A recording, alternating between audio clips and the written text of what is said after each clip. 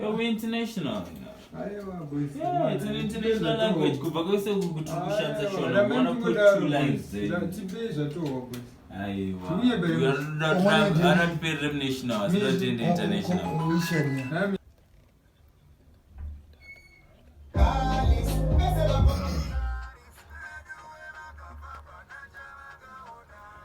Ndiwe definition yeru nago yes. Ndodona newe pasi no spenda mari yes. Kana kukudairi mosha ndopiga ma yes. Uri tapine tanifunga kuti ndakatakura pasi yes. Pawango kudijira wakonzeresa miritso. Neveduwe wakafamba na chamagaona. Kokupenya kudai wakasoreiko. Neveduwe wakafamba na chamagaona. Mwai benge uri kopepesa ini zangu pakati pangu neve mwaskana pava nemogani.